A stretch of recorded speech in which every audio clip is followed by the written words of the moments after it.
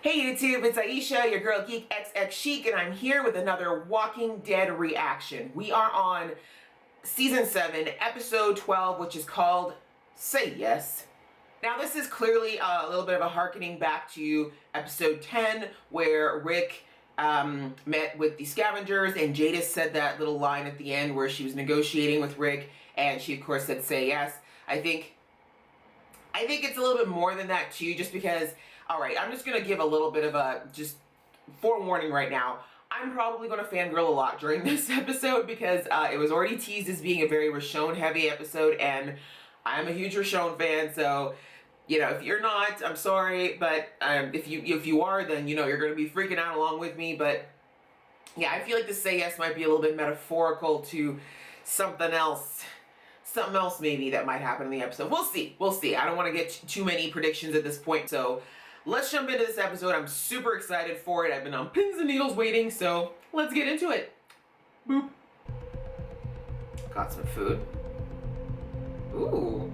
Hello. Get it.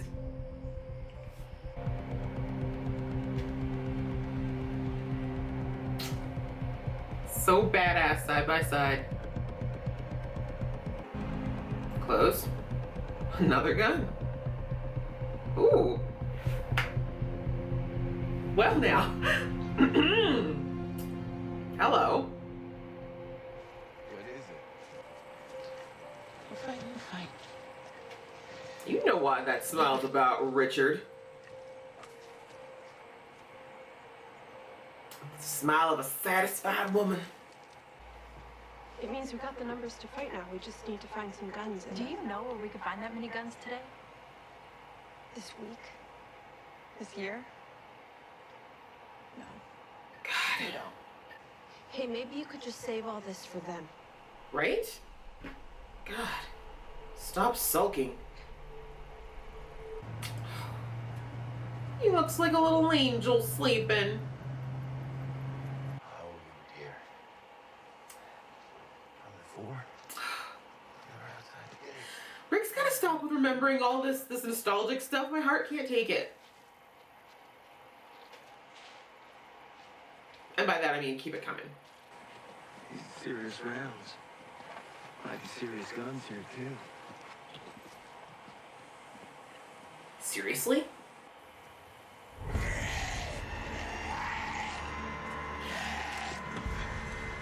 Okay. Let's somebody was a little low on iodine. Someone had a goiter. Oh no. What is, oh no, that's gross.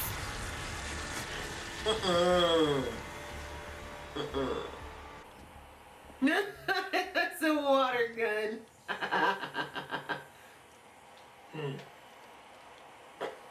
Hey, you can put like bleach in there or something. It's not useless.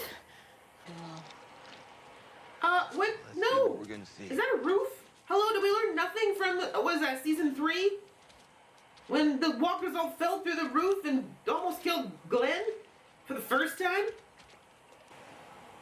Hope she's improved since the last time we saw her sharpshoot.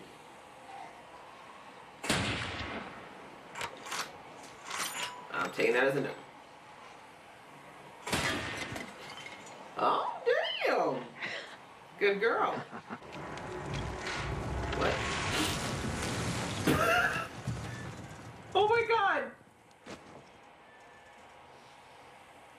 Hello? You're ready. Ready to eat. Let's eat.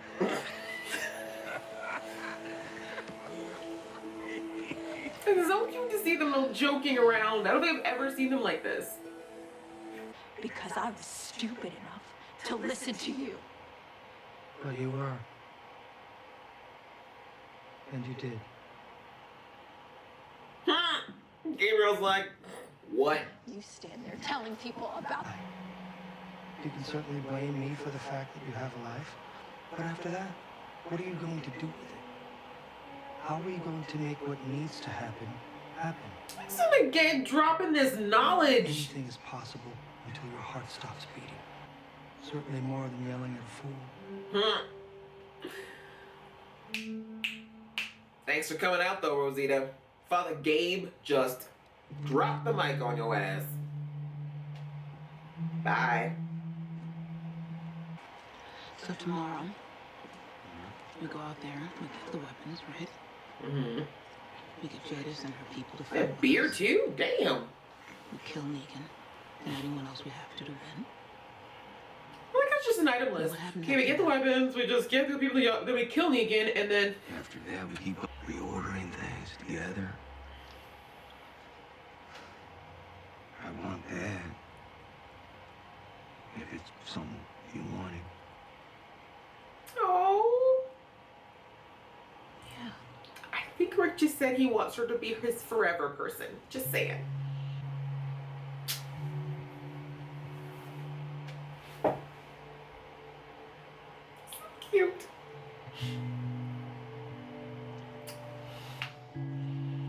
Hand kiss. I can't. If we get in the guns, it doesn't matter if it takes a little longer.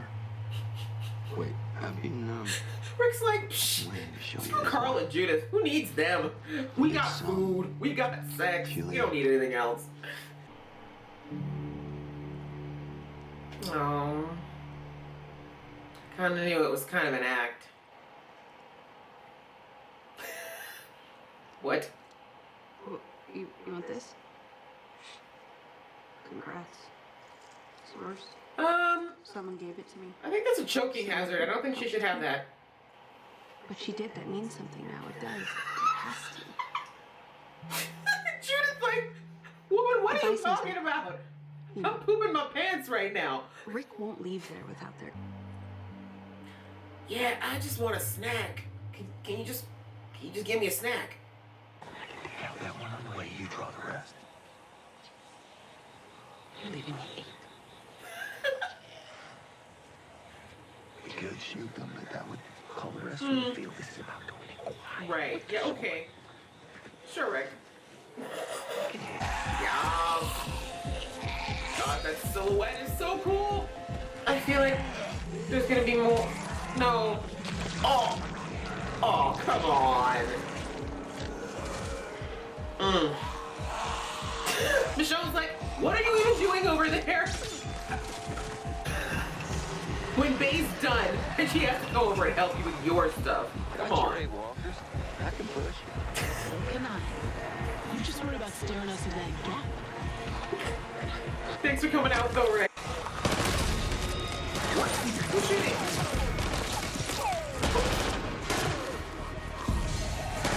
Oh. Oh, poor Michonne. Yeah. Think we overshot it.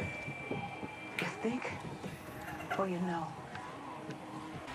Or we could just go. You wanna go? We can do this. Yeah, I know we can. I love it! Big goals!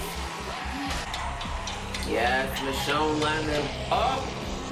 Knock them down, yes. Look at my babies go! Not fast!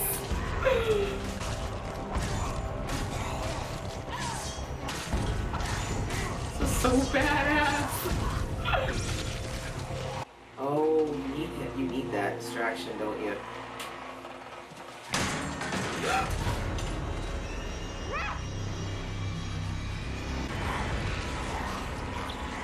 It's the deer.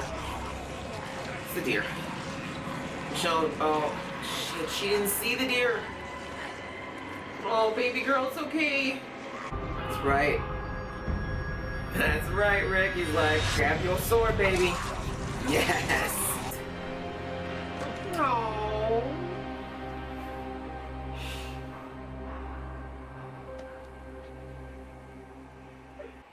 I can't lose you. Stop it. Ask me. And if it's me who doesn't make it, you're gonna have to lead the others forward. So you're the one who can. It's right, though. 5, 10. 6, What 10, is it with this 9, woman? and the cat back. Oh, hell no. 20. I keep the cat. We get you the guns. We fight together. Yes. Say yes. Right, you dare talk about taking this woman's gift back. Girl. One condition. I get to take the shot. Great. They're both idiots. Wow. Okay. Well, that was season 7, episode 12. Say yes. Say we. What to say about this episode? It's a little bittersweet here. That ending kind of took away some of the stuff that was making me super happy. Rick and Michonne stuff. So I know that this episode, I mean, I saw people already kind of commenting on how, oh, Rick and Michonne episode, we really need a Richonne episode. I get that not everybody is a Richonne fan, that's fine, but I personally love them, so I'm very happy. But even beyond that, even if I wasn't a big fan of this ship, I really like this episode because more than, of course, the cutesy romantic stuff, which is really nice, we got to see more of another side of Rick and Michonne that we just don't get to see very often on this show. I mean, Michonne is almost always in warrior mode. You know what I mean? She's always like constantly trying to figure out like what step to take next. She's always in protective mode. We rarely see her do things like smile and giggle and laugh and just be like, you know, just like a happy human being. So it's kind of nice that in this episode we got to see her just be girly and giddy and you know, just kind of smiley and a little bit carefree and just enjoying time with her man. Like, this is the zombie apocalypse, you know what I'm saying? It's not like these people have like tons of opportunities where they really just get to enjoy things anymore. And we know with the first half of this season, things were so dark. You know, we had the loss of Glenn and Abraham and all that stuff that went down. So things were just so like, just heavy and dark and just not a great place to be. So the fact that now they kind of have this little moment of levity, like, I really like that it gets to show more of who they are and deny, like, bottle episodes like this where you don't have like the whole group or some big massive things action-wise happening. You need to have strong actors to be able to pull that off and make it believable and engaging. And in my opinion, like, Andy and Denai are two of the most engaging actors on this show. Like, to me, I didn't feel like, oh no, I really need to see what's going on with the rest of the group. I was fine with it. I loved watching their characters just peel off some more layers of that onion to be like, hey, there's more to me than what you typically see all the time. You know, people seem to forget that in the show, yes, Rick and Michonne have been together since last year. So us as an audience, we've had a year to get used to this. But in Showtime, like in the actual timeline of the show, which is always a bit foggy, but it's really been like maybe 2-3 months, maybe, since Rick and Michonne got together. Like, it hasn't been a super long time. They haven't really even got a chance to be alone. Like, the first night they had together, Jesus broke into their house and then the whole town knew about the two of them. And you know what I mean? Like, they haven't really had some time to just be like, yo, like, let's just enjoy the fact that we finally found someone else in this terrible world that we can love and have love us back and just enjoy being like two grown folks in love. On the flip side, also seeing Rick, we've watched Rick since season 1, so we know a little bit more about his different sides, but we don't really get to see again that giddy, vulnerable side of Rick either. And I really loved, like, because at first I was kind of looking at how he kept saying to Michonne, like, oh, just a little bit more, just a little bit more, and I was like, okay, Rick, I mean, I get it, but I mean, you got 2 kids back at home, like, you can't be running around for days at a time. And especially when I found out, like, the walkie-talkie they had was dead, I'm like, you don't even know if Negan's coming back, and you're gonna show up with a whole van full of guns and you know, ruin this whole thing. But I get it. Like, I love that we saw that he was really, not that Rick was not self-aware, like, I love that he was like, I am choosing to spend some time with this woman that I love and enjoying just some things that I haven't enjoyed in so long, because I know that very soon we're about to kick off, we're gonna start like a row of dominoes, and we're not going to be able to stop this chain reaction, and it's not going to be good. It's going to be sad, and it's going to be bloody, and it's going to be really unfun for us for a really long time. So rather than just focus on the doom and gloom that we know is going to come, why not just enjoy what we can when we can, because we may not make it out of this. The both of us may not make it out of this alive, and I want to make sure that when I look back in those final seconds of my life, that I can be like, you know what? I made the most of it. I spent time with my kids, I spent time with my woman, and it's worth it. I just love that he said that, you know, I'm dealing with all of this. I know what's coming. I don't ever forget that we have this huge responsibility and this huge thing coming, but I just want a few days to just live in this bubble where we can just go out and scavenge and laugh and make love and just pretend that this is not the life that we're living. And I love that Rick had that moment with her in the van later where he's like, listen, this is going to be hard. It's going to be the hardest thing we've ever done. And the reality is we could lose each other. One of us could lose each other. And we can't just give up and throw in the towel when that happens. You know, like for Rick, he's like, I got 2 kids I still got to worry about. I can't just give up if you're not here, even though it's going to kill me, and vice versa. He's like, you're the only person I trust that can really lead these people if something happens to me, and of course take care of my kids. So I'm glad he said that, you know, you can't give up. I know you're going to want to, but there's more. It's bigger than just our feelings. The Richonne road trip was totally worth it to me. Thank you so much, Scott and Gimple and writers, for giving it to us. We may never get anything like that again, but I loved it. So that was my Richonne rant. I'm done with that. A little touch on the whole thing with Rosita and Sasha. I get where Rosita's coming from, but she's becoming extremely frustrating in her stubbornness and her unrelenting desire to just be self-destructive and not looking beyond herself. You know, she's not realizing she's not the only person who's lost somebody. She's not the only person who's had to go through pain and loss and suffering and guilt. Everyone's living with this. If they've lived this long into the apocalypse, they've all got something. And then of course, according to Sasha, who we haven't seen a lot of this season, but again, we already know that she's been kind of trying to plan her own stuff where Negan's concerned. I mean, these two going off on this kamikaze mission is just stupid. There's no other word for it. It's the stupidest thing they could possibly ever do. And of course, they're going to somehow jeopardize some of the work that Rick has done so far. But just, okay, so I'm just going to put a warning out there. I'm going to talk about some spoilery stuff that doesn't have to do with the show directly, but it's going to affect the show. So if you don't want any kind of spoilers like that, then end the video here and we'll see you next time.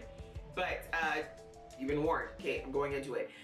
In real life, some of you may know that Sonequa Martin Green, who plays Sasha, she actually just landed a role in the new Star Trek show, which is supposed to kick off, I think, either later this year or early next year, and she got the lead part. So first of all, congrats to Sonequa. She's going to be the first woman of color to be a Starfleet captain, so I'm all about that. But as you can imagine, with her being a lead in another show, I do not see that in The Walking Dead's filming schedule, being able to play nice with one another. So I think she's leaving the show is my point. I think that, you know, there's a reason why we have her as somebody who's going into this one-way mission. And then of course, another related news to outside of the show, Christian Serratos, who plays Rosita, she's pregnant. Congrats to her. She just announced that earlier this year. She's pregnant with her first child, so she's gonna need to take a break towards either the end of this season or early next. So if they don't kill Rosita, I think that's the reason they're gonna have it, so that she can basically disappear for a chunk of time without too many questions. So I think that's why we have that whole thing happening and why they're gonna go off and do what they're gonna do. And the final note, of course, with Tara telling Rick about Oceanside, I feel like we're gonna see that by the end of this season. We're gonna see Rick interface with them somehow. How that's gonna happen is gonna be interesting, but we wouldn't have seen that community unless they're gonna join the fight. You know, this episode was such a treat for me. I really enjoyed it as a Richonne shipper, but like I said, I think as a character development episode, it was great. What did you guys think of the episode? Do you think it was filler? Do you think it was kick-ass? What did you like? What did you hate? Please tell me in the comments. I love reading them. And if you like this video, please click like. And if you want to see more from this geeky face, go ahead and click subscribe. Until next time, guys. See ya.